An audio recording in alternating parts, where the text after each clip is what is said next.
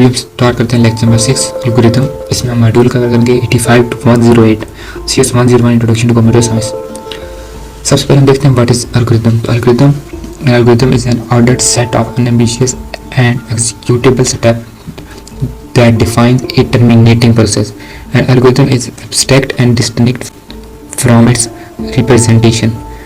यहाँ पर ये बताया algorithm is a ordered set of steps that define terminating process. algorithm steps का set होता है जो एक तो order होते हैं, दूसरा उनकी terminating process भी होता है कि वो कहीं की terminate करते हैं, और ये एक abstract and distinct होता है इसके representation से algorithm.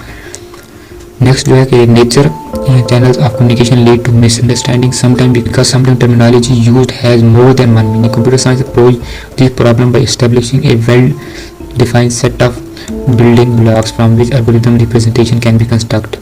Such a building block called primitive. Each primitive has its own syntax and semantics. यहाँ पे बताया कि फॉर एग्जाम्पल एक एल्गोरिथम है, मैं एक एल्गोरिथम लिखता हूँ किसी काम को करने का, इवन वो कोई भी टास्क हो सकता है, कोई और बंदा उसको यूज करके वो चीज़ें रीड करके साथ साथ वो काम परफॉर्म करता है। लेकिन हाँ, ये चांस है कि जो काम मैंने किया है और जो काम उस बंदे ने किया उसमें डिफरेंस होगा। क्यों? क्योंकि मैंने जो एल्गोरिथम लिखा है अगर वो अपने वर्डिंग में लिखा है और जो बंदा कोई और उसको पढ़ के उसको फॉलो करता है वो उसका कोई और मतलब निकाले हर स्टेप का, और वो उसको थोड़ा डिफरेंट वे में करें।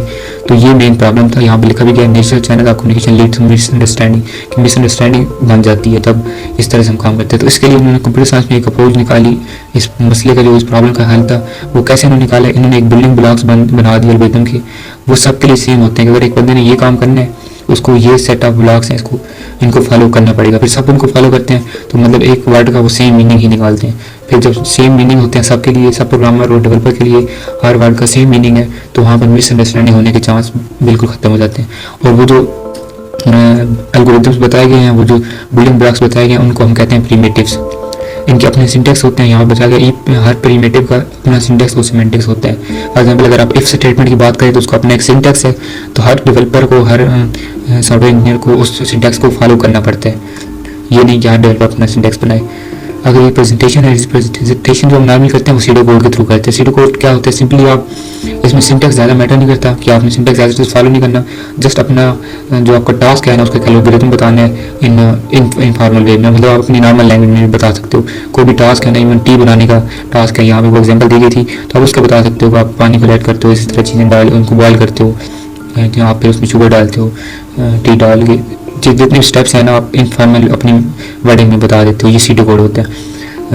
इसमें सिंटेक्स ज़्यादा मैटर नहीं करता। आप इफ स्टेटमेंट का भी सीडो कोड बनाओगे आप अपने पास से कुछ बना सकते हो, इफ कंडीशन लगा दो ऐसे, उसमें सिंटेक्स मैटर नहीं करता। लेकिन जब आप प्रॉब्लम कोडिंग पे जाते हो तो वहाँ पे सिंटेक्स मैटर करता है। देन नेक्स्ट यहाँ पे कोई एग्जांपल बताई गई है कि फॉर एग्जांपल एक सीडो कोड एग्जांपल है कि डिपेंडिंग ऑन वेदर एक ईयर होता है वो लीप है या नहीं, उसको क्या तरीका होता है कि वो 365 दिन का या 366 डेज का है, तो यहाँ 365 ये डिफरेंस करते हैं। ठीक है, लीप ईयर होगा तो 366 डेज होंगे।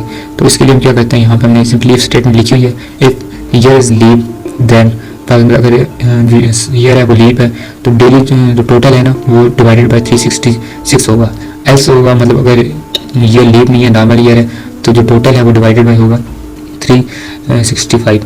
ये किसी भी वन डे की आपने टोटल निकाली उसके लिए उन्होंने इफ स्टेटमेंट लगाई है। इस तरह से आप सीडो कोड लिख सकते हो। यहाँ पर आप कंडीशन भी चेंज कर सकते हो, वैल्यूज चेंज करके आप अपनी हिसाब से कोई भी सीडो कोड एग्जाम्पल बना सकते हो। और ये कंप्यूटर के पेपर में भी आते हैं CS के, कि कोई वो आपको टास्क देते हैं कि उसका अपने सीडो कोड बनाना होगा इसी तरह। नेक्स्ट डिस्कवरी है the art of problem solving. अगर एक प्रॉब्लम उन्होंने आपको दी है तो आपको लॉन्ग क्वेश्चन मिलेंगे इस पर, वो कोई प्रॉब्लम टास्क देंगे, फिर आप उसको अंडरस्टैंड करके उसके स्टेप्स डिफाइन करने हैं सीडो कोड के अंदर। प्रोग्रामिंग नहीं आती CS 101 में, लेकिन इसका सीडो कोड एक्सेट्रा या सिंटेक्स आ सकते हैं। तो इसके 4 फेजेस हैं। फर्स्ट में होता है अंडरस्टैंड द प्रॉब्लम। सबसे पहले कि आप समझते हो कि मसला इशू क्या है, मतलब प्रॉब्लम क्या है, उसका फिर आपने सीडो कोड फिर उसकी कोडिंग करनी होती है। Get an idea of how to algorithm function might solve the problem. फिर आप सोचते हो कि कौन सा एल्गोरिथम बनाया जाए, वो एल्गोरिथम कैसे काम करेगा कि उस प्रॉब्लम को वो सॉल्व करे। फिर आप कहते हो उस पर फार्मूले जितने भी होते हैं algorithm represent it as a program. आप उसके अंदर फार्मूले लगाते हो। फॉर एग्जाम्पल अगर आपने कोई कैलकुलेशन वाला प्रॉब्लम है उसको आप सोल्यूशन निकालो, उसके अंदर आप उसके कैलकुलेशन के रिलेटेड जितने भी फार्मूले होंगे वो आप उसके अंदर यूज़ करेंगे। Next evaluate the program for accuracy and for its potential as a tool for solving other problem। आप उस प्रोग्राम को इतना एक्यूरेट करोगे कि वो अदर प्रॉब्लम की सोल्यूशन भी निकाले। ये 4 फेजेस होते हैं। कोई भी आपके पास अगर प्रॉब्लम है उसको सॉल्व करने के लिए आप कोई भी जब एल्गोरिथम बनाते हो। इटरेटिव स्ट्रक्चर है, सीक्वेंशियल सर्च एल्गोरिथम भी सही आते हैं। In our pseudo code this process can be represent as, इसको आप इस तरह से सूडो कोड के अंदर रिप्रेजेंट करेंगे। मे भी इस पे क्वेश्चन भी आ सकता है कि आपने सूडो कोड के अंदर इटरेटिव स्ट्रक्चर है या फिर सीक्वेंशियल सर्च एल्गोरिथम है, आप उसको डिफाइन करो, तो आपने वहाँ पर ये चीज़ उनको आंसर में देनी है। Select first entry in the list as test entry. पहले आप ऐसे करते हो कि फर्स्ट एंट्री को टेस्ट एंट्री के लिए ले लेते हैं, सिलेक्ट कर लेते हैं। While target value greater than test entry and entire entries remain, कि कंडीशन तब तक चलती रहेगी जब तक टारगेट वैल्यू जो होगी वो ग्रेटर होगी टेस्ट एंट्री से, एंड एंट्री रिमेन्स, जब तक एंट्रीज खत्म नहीं होती और जब तक टारगेट वैल्यू हमारी है वो टेस्ट एंट्री से बड़ी रहती है, तब तक हमने इस कंडीशन को ट्रू करना है। और कंडीशन ट्रू होने पर हमें क्या चीज़ करना है, वो है कि select the next entry in the list as test entry. सबसे पहले हमने फर्स्ट नंबर को टेस्ट एंट्री ले लिया है, लूप चलाया, हमने चेक किया कि हमारा टारगेट वैल्यू जो है वो टेस्ट एंट्री से ग्रेटर है। अगर यस तो हमने फिर नेक्स्ट एंट्री को टेस्ट एंट्री ले लिया। अगर फॉल्स है तो वो इसको टर्मिनेट कर देगा, इस लूप को बाहर चला जाएगा, वाइल लूप, ये वाइल लूप लगाया गया है, लेकिन इसका सिंटैक्स प्रॉपर नहीं है, ये सूडो कोड है। जब तक इसकी कंडीशन ट्रू होती रहेगी, मतलब वैल्यू ग्रेटर होगी, टारगेट वैल्यू ग्रेटर होगी टेस्ट एंट्री से या फिर और एंट्रीज मेन होगी, तब तक ये कंडीशन ट्रू होगी और नेक्स्ट एंट्री सिलेक्ट होती जाएगी। जब ये कंडीशन फॉल्स हो जाएगी, टारगेट वैल्यू टेस्ट एंट्री से लेस हो जाएगी या इक्वल हो जाएगी, या फिर एंट्री जो रिमेन है ये खत्म हो जाएंगी, मतलब अब रिमेनिंग एंट्री कोई भी नहीं है, तो फिर भी फॉल्स हो जाएगी और जो वाइल लूप है वो टर्मिनेट हो जाएगा। बताया गया upon terminating this while structure, जब ये वाइल लूप टर्मिनेट होगा मतलब खत्म होगा और कोडिंग इस जो पॉइंटर है वो उससे बाहर आ जाएगा, one of two condition will true, either the target value has been found.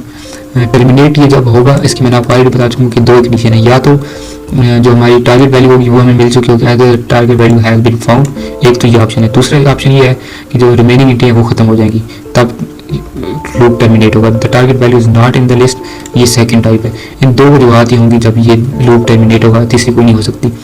Either case we can detect successfully search by comparing the test entry to the target value if they are equal then the search by। यहाँ पर ये बताया गया कि जब हम हमारी loop terminate हो जाएगा फिर हम इफ कंडीशन लगाएंगे, अगर हमारी टारगेट वैल्यू टेस्ट एंट्री के इक्वल है तो हमें इसे सर्च में से वो चीज़ मिल चुकी है जो हम निकालना चाह रहे थे। Declare the search a success, तो हम ऐसे दे देंगे कि हमारी सर्च सक्सेसफुली रन हुई है और हमें वो चीज़ जो एंट्री हमने निकाली तो हम निकाल चुके हैं। लेकिन अगर हमारी जो टारगेट वैल्यू होती है वो टेस्ट एंट्री की इक्वल नहीं होती तो वो एल्स कंडीशन के अंदर भी चल जाएगा। फिर एल्स होगा, एल्स में क्या होगा, declare the search A failure, फिर हम डिक्लेयर कर दें कि जो हमारी सर्च थी वो फेलियर थी, हमें जो हमने एंट्री निकालना चाहते थे लिस्ट में से वो हम नहीं निकाल पाए। तो ये वाइल लूप का सूडो कोड हमने यहाँ लगाया, यहाँ पे if statement if else statement का सूडो कोड लगाया है। तो ये बेसिकली एग्जांपल है, पेपर में थोड़ा चेंज सिनेरियो भी आ सकता है। नेक्स्ट फिर आता है iterative structure, loop control and component. यहाँ पे फिर वो लूप को ही बताया गया, लूप की थोड़ी डिटेल बताई है कि लूप में क्या क्या चीज़ आती हैं। तो ऊपर वही मेन चीज़ें यहाँ पे, एक तो ये बताया गया कि one method of implementing such representation के the repetitive use of instruction और sequence of instruction is an important arithmetic concept. कभी कभी में क्या होता है कि हमने एक ही चीज़ को मल्टी टाइम यूज़ करना होता है, रिपीट करना होता है, तो या तो फिर हमें बार बार वो सेम लाइन लिखें या फिर हम लूप का इस्तेमाल करें। तो हमें जब किसी भी चीज़ की रिपीटेटिव ज़रूरत होती है उसके लिए जो वन मेथड इम्प्लीमेंटिंग सच रिपीटेशन के लिए जो एक मेथड इस्तेमाल होता है वो repetition structure known as loop. जो एक हम चीज़ यूज़ करते हैं रिपीटेशन के लिए वो लूप है। तो ये बताया गया in which collection of instruction called the body of the loop, वो जो इंस्ट्रक्शन जो हमने रिपीटेटिवली प्रिंट करवानी है या उन पर प्रोसेसिंग करवानी है वो हम लूप की बॉडी के अंदर डालेंगे और उसको हम कहेंगे द बॉडी ऑफ लूप, जहाँ पर इंस्ट्रक्शन पड़ी होंगी। Is executed in a repetitive fashion under the direction of some control process, कि ये एग्जीक्यूट होगी रिपीटेटिव इन फैशन में, मतलब ये रिपीटेशन में प्रोसेस होती रहेंगी, एग्जीक्यूट होती रहेंगी under the direction of some control process, की कोई ना कोई इस पर कंडीशन होगी।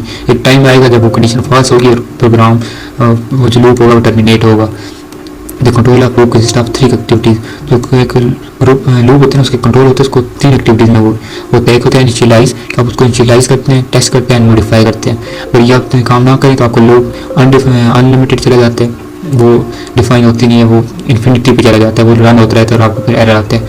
यहाँ पे वाइल का बताया गया, वाइल की यहाँ पे हम कंडीशन आएगी, जैसे यहाँ पे ऊपर हमने कंडीशन दिया वाइल यहाँ पे target value, test value greater than test value और जो हमारी इंक्रीज हो रिमेनिंग हो।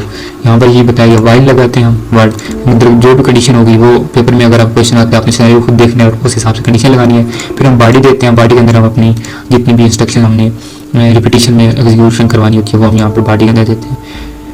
फिर फॉर एग्जाम्पल फॉर लूप, यहाँ पे फॉर लूप की एग्जाम्पल है, ये रैंडम्स में नहीं थी, मैंने अपने पास से लिखी था आपको। ये जो 3 बार यहाँ पे बताया गया ना, the control of loop consist of 3 activity, तो ये 3 एक्टिविटीज बनाने के लिए आप ये एग्जांपल मैंने ऐड की है। इनिशियलाइज होता है, नॉर्मली आप उसको क्या करते हो, कोई भी वेरिएबल देते हो, for example i is equal to 1 हमने दे दिया।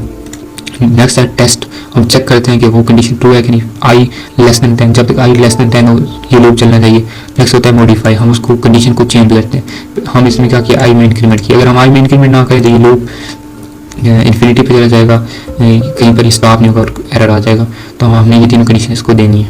तो ये 3 कंडीशन यहाँ पे फॉलो के अंदर बताई गई है। ये एग्जाम्पल मैंने इसलिए ऐड किया है, ये हमारी इनिशियलाइजेशन है, ये हमारी टेस्ट है जिसको हम कंडीशन भी नॉर्मली कहते हैं, और यहाँ पे हम मॉडिफाई करते हैं अपने वेरिएबल को। और ये सी आउट है, ये 10 दफ़ा आई की वैल्यू प्रिंट करेगा। नेक्स्ट हम आते हैं iterative structures, pre test and post test loops.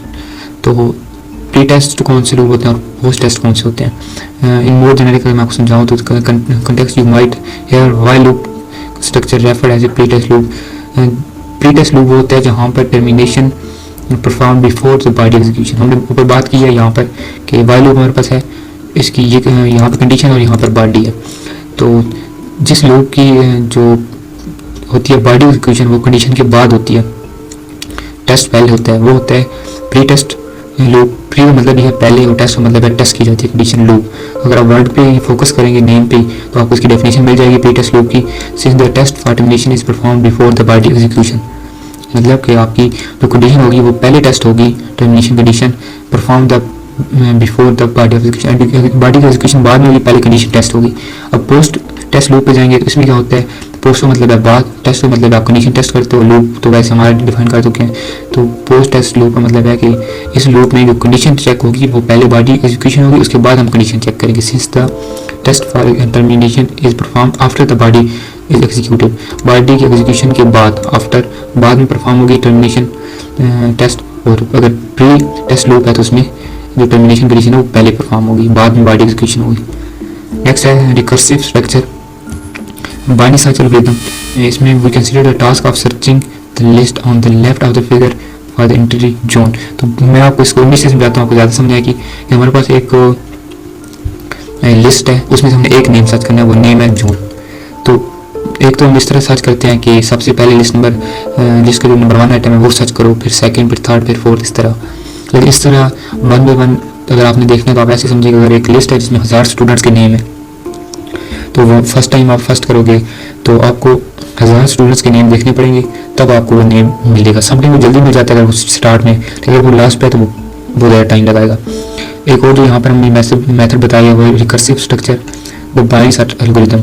ये आपने याद रखना है, बाइनरी सर्च एल्गोरिथम है जिसकी हम बात करने जा रहे हैं। ये बहुत इंपॉर्टेंट है, इसमें नॉर्मली एमसीक्यूज क्वेश्चन बहुत आते हैं बाइनरी सर्च एल्गोरिथम पे कि बाइनरी सर्च ये नॉर्मल सर्च से डिफरेंट होती है। नॉर्मल सर्च होती है कि हम ये हमारे पास लिस्ट है, यहाँ हम ऊपर से स्टार्ट करेंगे 1 बाय 1 नीचे चलते चलते जहाँ पर हमारे डिज़ायर रिजल्ट मिल जाएगा वहाँ पर स्टॉप कर देंगे। ये नॉर्मल सर्च है। लेकिन बाइनरी सर्च इस तरह नहीं होती कि टॉप टू डाउन नहीं होती, ये डिफरेंट होती है। कैसे होती है वो हम देखते हैं, ये मिडल से होती है।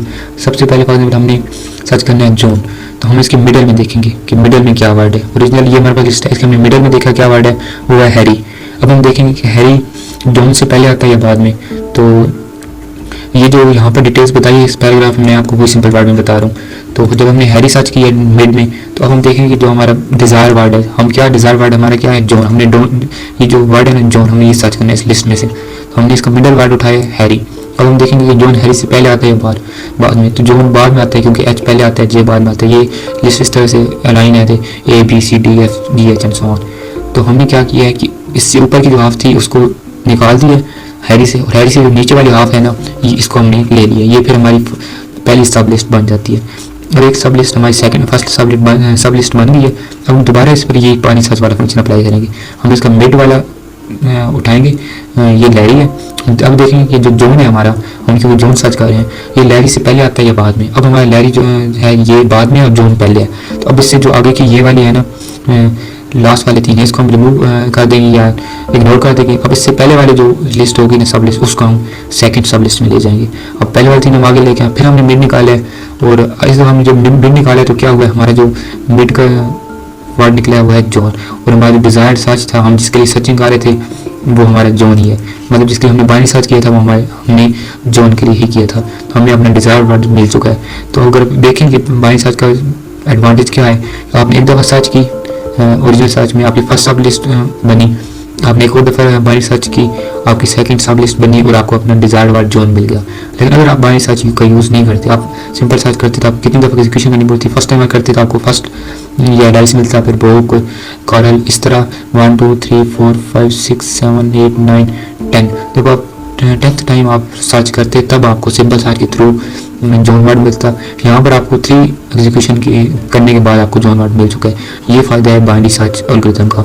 ये तो अभी सिर्फ 10-15 वर्ड से, अगर हज़ारों वर्ड्स हों तो वहाँ पे जो बाइनरी सर्च होती है वो बहुत ज़्यादा यूज़फुल होती है इस केस में, कि इसमें बहुत कम टाइम में आप अपनी डिज़ायर वर्ड किसी भी बड़ी से बड़ी लिस्ट में से निकाल सकते हो। तो आज के लेक्चर में बस इतना ही था। इंशाल्लाह मिलते हैं नेक्स्ट वीडियो में। Thanks for watching.